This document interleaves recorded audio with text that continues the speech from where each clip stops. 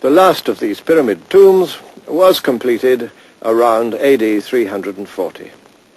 Then came a time of change. Meroe disappeared, and after the middle of the 6th century, this old civilization underwent another transformation, and one that brings us closer to our own world. From the north, Christianity spread south into the lands of Nubia. This was once the far-famed monastery of St. Simeon, near Aswan. The faded frescoes on the chapel roof can only hint at its past magnificence. But in the 1960s, by a stroke of great good fortune, the full glory of medieval Nubian painting was suddenly revealed.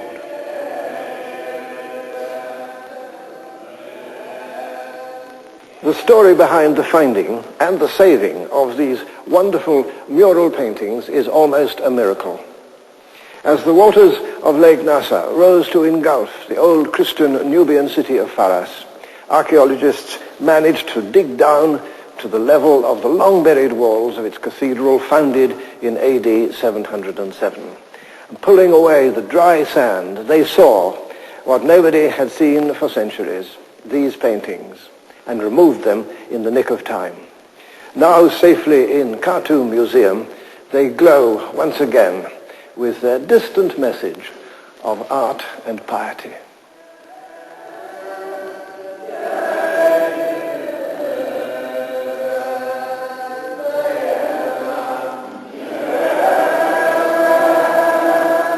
The Christian civilization of Nubia was one of wealth and comfort. A visitor in the 10th century, Ibn Salim al-Aswani, described the city of Soba, one of Christian Nubia's 3 capitals, as having fine buildings, spacious houses, churches with much gold, and cool, delightful gardens. He might well have added priceless works of ecclesiastical art.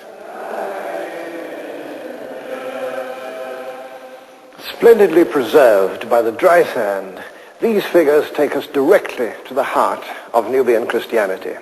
Here is the nativity scene with the Virgin and the Archangel Gabriel portrayed in the conventional style and unnatural skin color of the Byzantine church, from which, of course, the Nubians took their beliefs. Over here are the 3 kings of Orient riding to Bethlehem, one of them clearly an African, and down here is a Nubian princess looking, I must say, very much like the Nubians look today.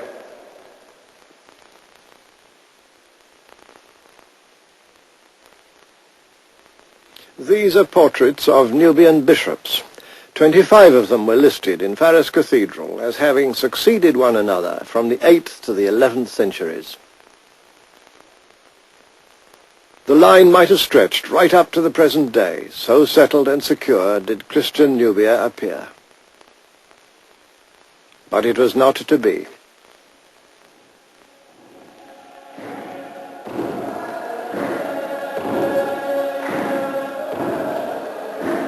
This monastery did not simply fall into decay. It was sacked by the Saracens in the year 1172. The origins of that disaster lay not with the Christian Nubians, who'd been at peace for centuries with their Muslim neighbors to the north. The origins lay in Europe.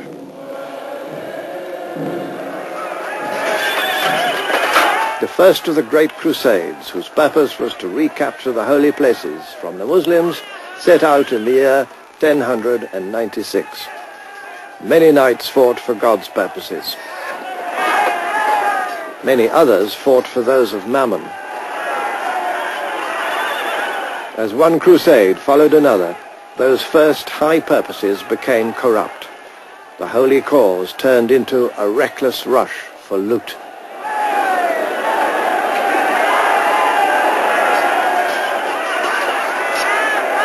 Very soon they provoked a massive reaction. A holy war of Islam was launched under a brilliant Saracen general, Salaadin. From his great citadel in Cairo, Salaadin set out to crush not only the European invaders, but also, and this is something that a later world forgot, their African allies in the south. Historians have moments of bubbling excitement when they find proofs of something they'd only guessed to be true. I almost jumped for joy when I first saw this small wooden plaque from Nubia. For it's a unique proof of something that I'd guessed, that the Christian Nubians of 7 or 8 centuries ago also took part in the old wars of religion, the Crusades against conquering Islam. And here you see the crusader from Nubia with his cross, wearing chain mail and his sturdy steed, just as we in Europe can still see portrayals of our own crusaders. In this old film, taken half a century ago, Nubian horsemen can still be seen in their chain mail. The Black Crusaders of 800 years ago must have looked very similar as they gathered at fortified monasteries before setting out on that disastrous venture. Safe within his mighty Cairo citadel, Salaadin was waiting to annihilate them. And there came an end to Christianity in these lands, an eclipse so final and complete that the world forgot, almost till now, that Christian Nubia had ever existed. Yet distant echoes of that long-lost epic can still be caught on the winds of history and in unexpected places.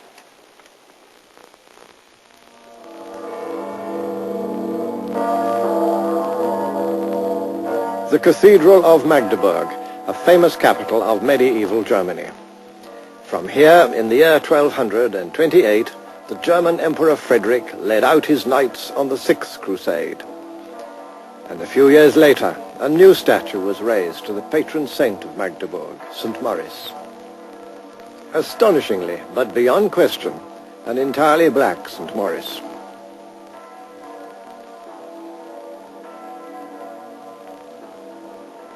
Until then, the many statues of St. Maurice around Western Europe had invariably shown this military saint as white.